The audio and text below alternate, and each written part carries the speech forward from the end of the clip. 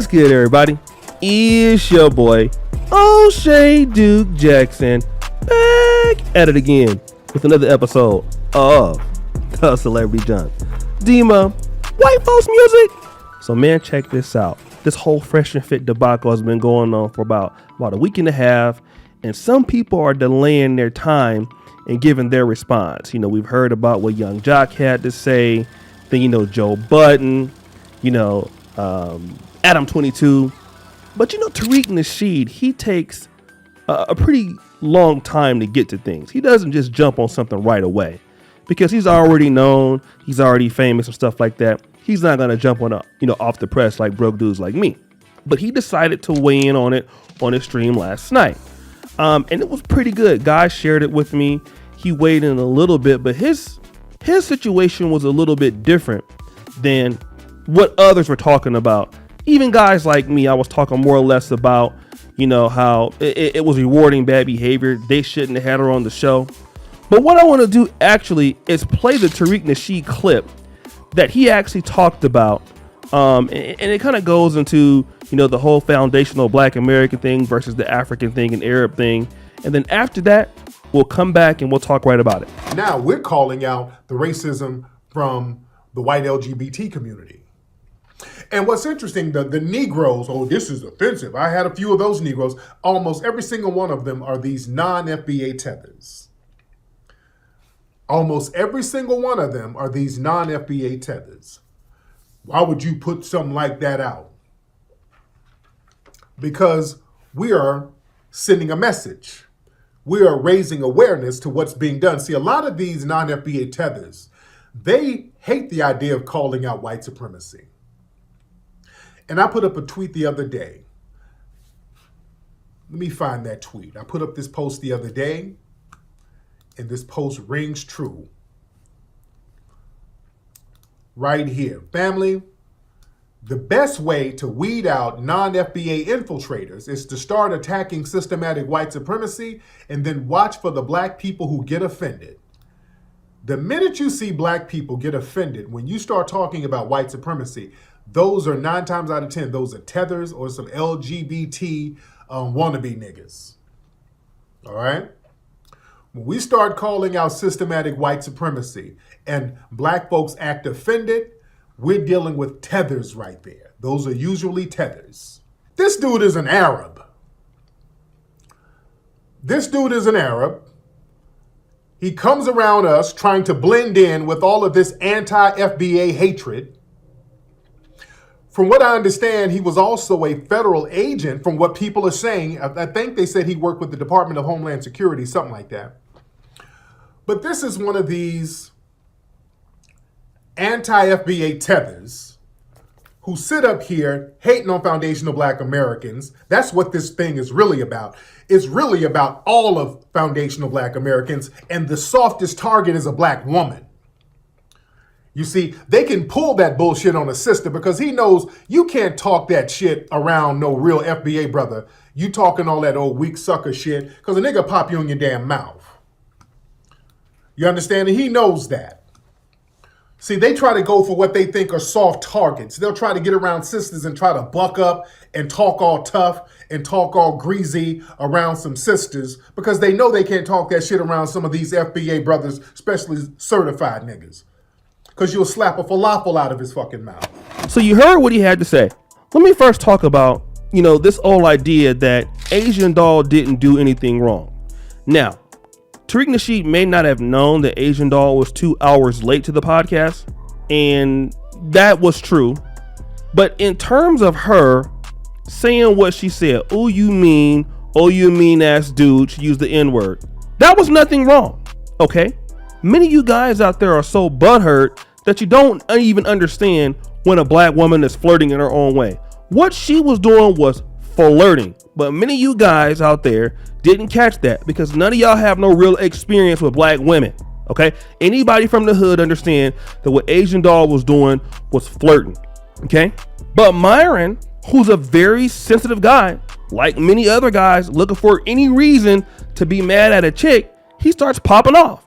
Okay, now it's one thing to correct the chick if you need to, But that wasn't a correctable moment. Now, if you're upset with her for being 2 hours late, you shouldn't let her on the show, okay? Because that's something totally different. But getting mad at her for no reason when she did nothing wrong. That's exactly what I said. He says the same thing. She didn't do anything wrong. But what I want to talk about is the second clip that was shown about Fresh and Fit, for what they said about black women. What did Tariq Nasheed point out? He points out something that we all know. Now, I understand that there are guys, in the manosphere where they're like guys like Donovan Sharp. He's an African American, but he doesn't really like black people so much. I know that we have those guys out there that are like that in the manosphere. I try to be, respectful of everybody's personal opinion to a certain extent. And Myron in the other guy, whatever his name is, I forgot his name is, Fresh. They're non-FBA. They're not African American. Myron, in fact, we would classify him as Arab, or you want to call him Black Arab. And when they want to spew this hatred towards the black community, it is usually directed at the women first. Okay. Now I know what you guys want to talk about. Tariq Nasheed is simping and all of this, but listen to what he's saying. Now, I want to give a shout out to a lot of the brothers out there that are from other parts of the black community that are not African American. We have a lot of brothers from the Nigerian American community, a lot of brothers from the South African community, a lot of brothers from the Black British community. They are down with the cause and they respect us as we respect them. But we got to understand that we do have people who want to be in the communities of the African American community. They want to be in the hip hop worlds and stuff like that. And I know hip hop is just not African American, but we know that we are one of the larger consumers of that in the American audience. Most of the guys who are rappers are either African American or Haitian American or closely related to those groups. And you want to do business with those people, but then you want to talk down on those people.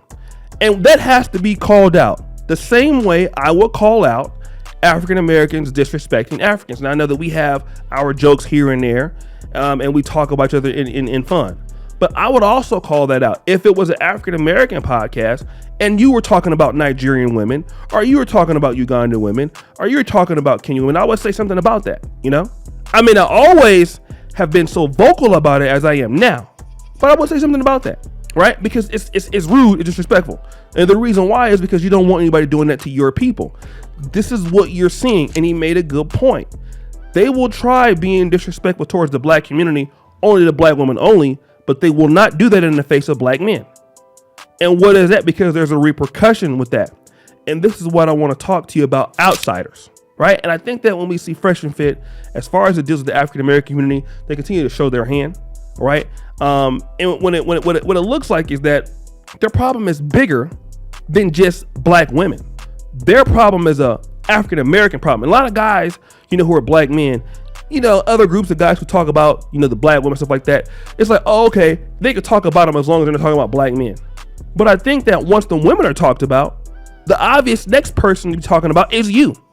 And the next thing they'll be doing after they talk about the women in the community, they'll talk about you. They'll talk about me. They'll talk about, oh, you guys are lazy. You guys don't do this and you guys don't do that. And who they will do that around? They will do it around their own people. The people say they won't date, or they'll go around white people and say that. And that's what these guys are. If you look at Myron and Fit, and they're always on like Rollo Tomasi and, that side of the sphere, I would say that these are like token black guys, even though Myron's more of a black Arab.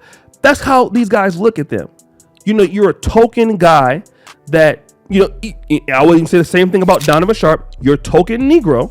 So when we want somebody to go out there and say something about the black community, we can't say it. Well, let's have these guys say something like that.